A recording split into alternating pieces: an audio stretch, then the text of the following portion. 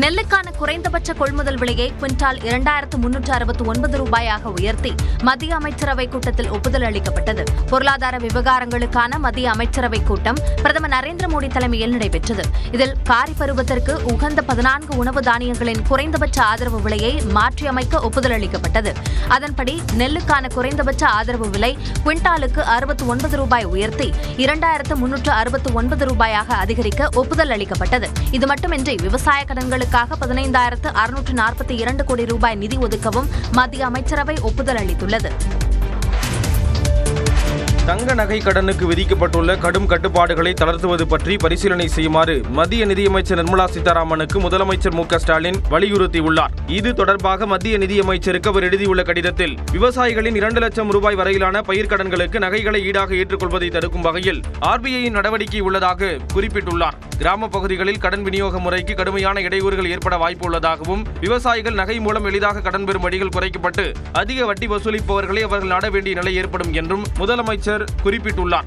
இந்த வரைவு நெறிமுறைகள் கடன்களை தவறான வகைப்படுத்துதலுக்கு வழி செய்வதுடன் தணிக்கை தடைகளுக்கும் காரணமாக அமையும் என கூறியுள்ளார். அதன் காரணமாக வங்கி மற்றும் கடனாளி இரு தரப்பிற்கும் பொறுப்பு அதிகரிக்கக்கூடும் என்றும் கடிதத்தில் தெரிவித்துள்ளார். கட்டுப்பாடுகளை மறுபரிசீலனை செய்ய ரிசர்வ் வங்கிக்கு அறிவுறுத்துமாறும் நிதியமைச்சர் நிர்மலா சீதாராமனை வலியுறுத்தியுள்ள முதலமைச்சர் இதே கருத்தை வலியுறுத்தி ரிசர்வ் வங்கியின் ஆளுநருக்கும் கடிதம் எழுதியுள்ளார்.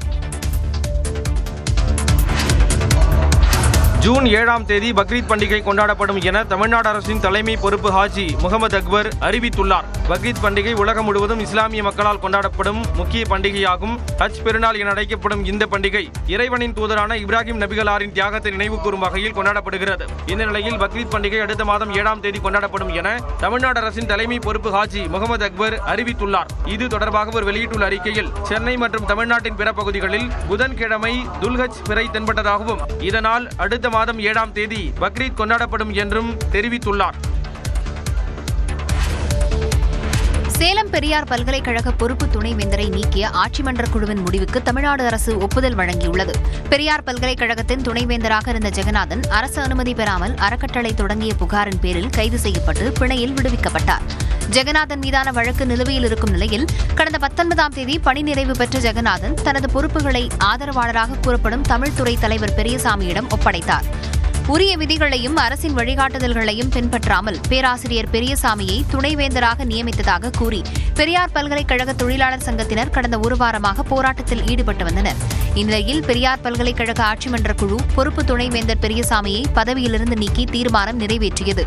மேலும் நிர்வாகப் பணிகளை கவனிக்கும் பொருட்டு கல்லூரி கல்வித்துறை இயக்குநர் சுந்தரவல்லி தலைமையில் ஆட்சிமன்ற குழு உறுப்பினர்கள் பேராசிரியர் சுப்பிரமணி, தனியார் கல்லூரி முதல்வர் ஜெயந்தி ஆகியோர் அடங்கிய மூவர் குழுவையும் அமைத்தது. இதையடுத்து பல்கலைக்கழக ஆட்சிமன்ற குழுவின் நடவடிக்கைக்கு தமிழ்நாடு அரசு ஒப்புதல் வழங்கியுள்ளது. தமிழ்நாடு மீனவர்களின் இன்னல்களை போக்க கச்சத்தீவை மீட்பதே ஒரே வழி என முதலமைச்சர் மு.க.ஸ்டாலின் தெரிவித்துள்ளார். சென்னை அடுத்த திருவொற்றியூரில் தமிழ்நாடு மீன்வளம் மற்றும் மீனவர் நலத்துறை சார்பில் சூறை மீன்பிடி துறைமுகத்தை முதலமைச்சர் மு.க.ஸ்டாலின் திறந்து வைத்தார். பின்னர் பேசிய அவர் இலங்கை கடற்படையால் கைது செய்யப்பட்ட மீனவர்களை விடுவிக்க இதுவரை 76 கடிதங்களை மத்திய அரசுக்கு எழுதியுள்ளதாக கூறினார். கச்சத்தீவை மீட்க வேண்டும் என்று தனி தீர்மானத்தை நிறைவேற்றியிருக்கிறோம். கச்சத்தீவை மீட்பதற்கான தமிழ்நாட்டோட மீனவர்களுடைய இன்னல்களுக்கு அது நிரந்தர தீர்வாக அமையும். தொடர் வலியுறுத்தல் காரணமாக மீனவர்கள் விடுதலை செய்யப்பட்டதாகவும் எஞ்சிய 23 மீனவர்களை மீட்க நடவடிக்கை எடுக்கப்பட்டு வருவதாகவும் முதலமைச்சர் தெரிவித்தார். புதுச்சேரியில் விற்பனை செய்யப்படும் மதுபானங்களின் விலை 50 ரூபாய் முதல் 325 ரூபாய் வரை உயர்த்தப்படுவதாக அம்மாநில கலால் துறை தெரிவித்துள்ளது. புதுச்சேரி முதலமைச்சர் ரங்கசாமி தலைமையில் நடைபெற்ற அமைச்சரவைக் கூட்டத்தில் அரசின் வருவாயை பெருக்க மதுபானங்கள் மீதான கலால் வரியை உயர்த்த முடிவெடுக்கப்பட்டது. அதன்படி பிராண்டி, விஸ்கி, ஒயின் உள்ளிட்ட மதுபானங்களின் விலையை கலால் துறை உயர்த்தியுள்ளது. இதில் 1 லிட்டர் மதுபானத்துக்கு 50 முதல் 325 ரூபாய் வரையும், பியர் வகைகளுக்கு 30 ரூபாய் வரையும் விலை உயர்த்தப்பட்டுள்ளன. இந்த விலை உயர்வானது உடனடியாக அமலுக்கு வருவதாகவும் கலால் துறை அறிவித்துள்ளது.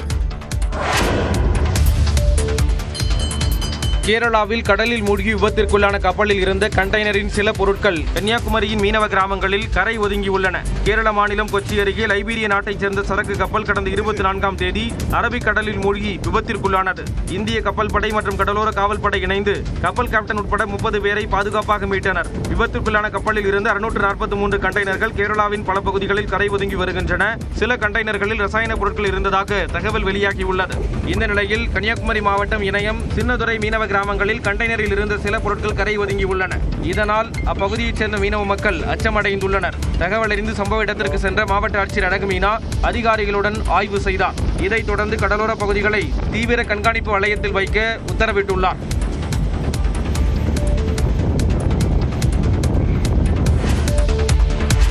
பொள்ளாச்சி பாலியல் வழக்கில் தமிழ்நாடு அரசு அறிவித்த நிவாரணத் தொகை 25 லட்சம் ரூபாய் பாதிக்கப்பட்ட பெண்களின் வங்கிக் கணக்கில் செலுத்தப்பட்டது. பொள்ளாச்சியில் கடந்த 2019ஆம் ஆண்டு இளம்பெண்களை பாலியல் துன்புறுத்தல் செய்து வீடியோ எடுத்து மிரட்டிய வழக்கில் 9 பேருக்கும் சாகும் வரை ஆயுள் தண்டனை விதிக்கப்பட்டது. மேலும் பாதிக்கப்பட்ட பெண்களுக்கு 85 லட்சம் ரூபாய் நிவாரணம் அறிவித்து நீதிபதி நந்தினி தேவி தீர்ப்பளித்தார்.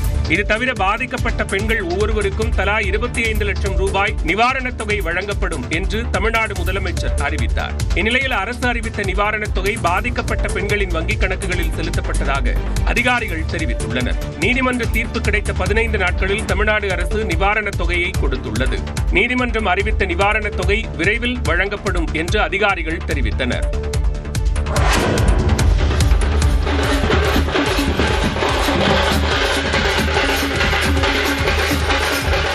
நான்கு தலைமுறைகளை பார்த்த மூதாட்டியின் 104வது பிறந்த நாள் விழாவை ஊரே மெச்சும் அளவுக்கு பேனர் அடித்து ஊர்வலமாக அழைத்துச் சென்று கொண்டாடிய காட்சிகள்தான் இவை.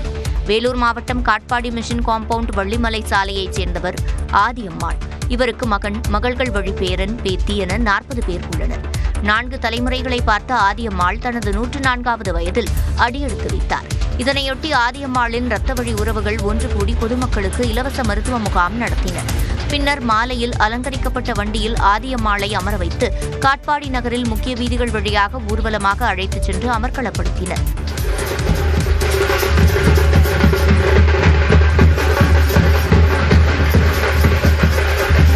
பின்னர் அங்குள்ள திடலில் பரதநாட்டியம் உள்ளிட்ட கலை நிகழ்ச்சிகளுக்கு மத்தியில் ஆதியம்மாள் கேக் வெட்டி பேரன் பேத்திகளுடன் பிறந்த நாளை கொண்டாடினார்.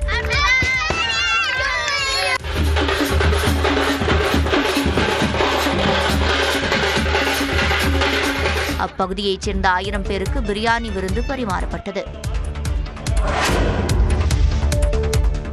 இஸ்ரேல் நடத்திய வான்வழி தாக்குதலில் ஹமாஸ் அமைப்பின் புதிய தலைவர் முகமது சின்வர் கொல்லப்பட்டதாக இஸ்ரேல் பிரதமர் நெத்தன்யாகு தெரிவித்துள்ளார். கடந்த 2023ஆம் ஆண்டு அக்டோபர் மாதம் இஸ்ரேலுக்குள் புகுந்து ஹமாஸ் அமைப்பினர் தாக்குதல் நடத்தினர். இதில் 1100க்கும் மேற்பட்ட இஸ்ரேலியர்கள் கொல்லப்பட்டனர். இஸ்ரேலிலிருந்து சுமார் 250 பேரை பிணை கைதிகளாக ஹமாஸ் அமைப்பினர் சிறைப்பிடித்துச் சென்றனர். இதனையடுத்து ஹமாஸ் அமைப்பினர் மீது இஸ்ரேல் வான்வழியாகவும் தரைவழியாகவும் தாக்குதல் நடத்தி வருகிறது. இதில் ஹமாஸ் அமைப்பின் தலைவராக இருந்த யாஹ்யா சின்வர் உட்பட பல முக்கியமான தலைவர்கள் கொல்லப்பட்டனர். இதனையடுத்து ஹமாஸ் ஆயுத குழுவின் புதிய தலைவராக யாஹ்யா சின்வரின் சகோதரரான முகமது சின்வர் செயல்பட்டு வந்தார். இந்நிலையில் ஹமாஸ் ஆயுத குழுவின் புதிய தலைவர் முகமது சின்வர் கொல்லப்பட்டதாக இஸ்ரேல் பிரதமர் பெஞ்சமின் நெத்தன்யாகு அறிவித்துள்ளார்.